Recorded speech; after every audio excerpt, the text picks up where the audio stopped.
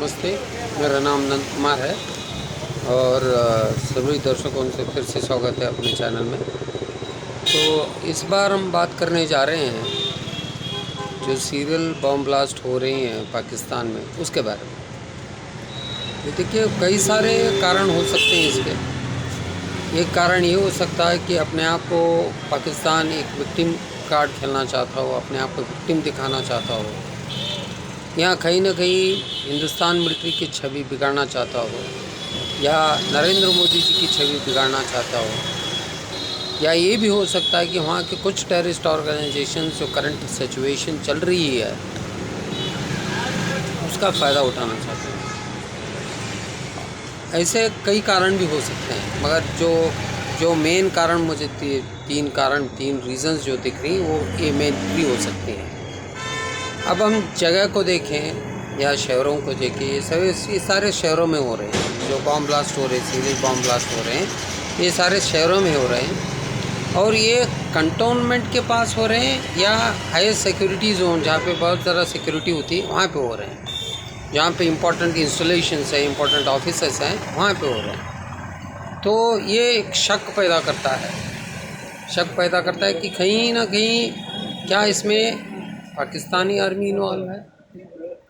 हो सकता है, क्यों ना हो, क्योंकि वो कहीं ना कहीं वो चाहते हैं कि वो यूएन को जाएं, यूएन को कन्विंस करे, देखो भाई इंडियन मिलिट्री रिहायशी इलाकों में बॉम्बिंग कर रहा है, जिसके वजह से हमारा जान मान का नुकसान बहुत ज़्यादा हो रहा है, इसलिए उनको कुछ रिस्ट्रिक्शंस करे, उनको थोड़ा दबाव डाले। ये खेल भी हो सकता है, एक खेल प्रशासन का भी हो सकता है, एक खेल मिलिट्री का भी हो सकता है। क्योंकि आसपास मैंने जब न्यूज़ सुन रहा था तो मैंने सुना कंटोनमेंट एरिया के आजू बाजू हुआ है, या हाई सिक्योरिटी जोन के अगल बगल में हुआ है।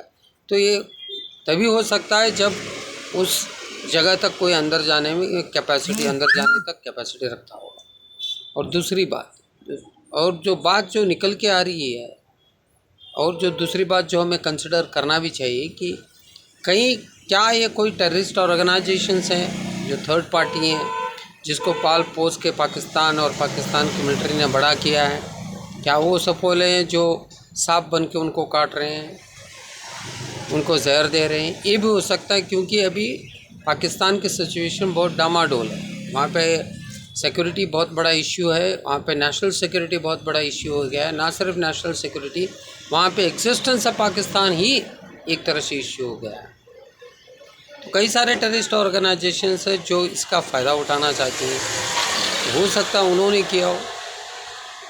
और तीसरी बात ये हो सकता है पाकिस्तान ने मिलिट्री ने ही करवाया हो, क्योंकि अगर आप एरियाज़ को देखिए तो या तो वो कंटोनमेंट एरिया के पास हो रहे हैं या सिक्योरिटी एरिया के पास हो रहे हैं। तो क्योंकि मिलिट्री डायरेक्टली हमला नहीं कर सकती हिंदुस्तान के ऊपर, क्योंकि हिंदुस्तान ने जो पहला हमला किया है, जो पहला युद्ध की घोषणा हुई है, जो युद्ध का उद्भव हुआ है, वो टेररिस्ट कैंप को ध्वस्त करके हुआ है। यानी हिंदुस्तान मिलिट्री इंस्टॉलेशन, उनके मिलिट्री, पाकिस्तान की मिलिट्री इंस्टॉलेशन के ऊपर कोई भी हमला नहीं हुआ है। तो ऑफिशियली वो ये नहीं कह सकते कि हिंदुस्तान ने पाकिस्तान के ऊपर वार किया है, मिलिट्री के ऊपर वार हुआ है, इसलिए वो मिलिट्रीली कोई एक्शन नहीं ले सकते। इस तरह से वो उनके हाथ बंधे हुए हैं। अगर वो एक्शन लेते भी हैं, ओपन नहीं आते हैं बाहर, तो जो उन्होंने एक झूठ बना कर रखा है वो झूठ सामने आ जाएगा।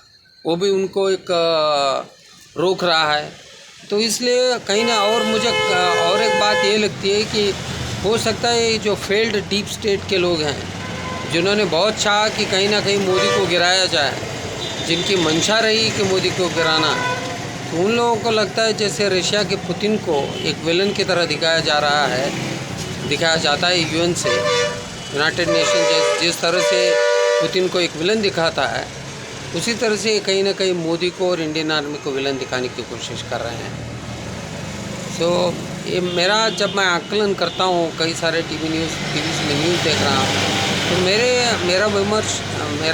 मेरा ये कहता है, मेरा थॉट प्रोसेस ये कहता है कि ये 3-4 इसमें एक हो सकता है। might be one of the factors that is propagating the Pakistan army, the Pakistani government and the Pakistani terrorist organization to carry on these bomb blasts, serial bomb blast जो serial bomb blast हो रहे हैं, इन 3-4 पॉइंटों के अंदर ही, इन्हीं 3-4 points के कारण ही हो रहे हैं, ऐसा मेरा निष्कर्ष है, ऐसा मेरा मानना है।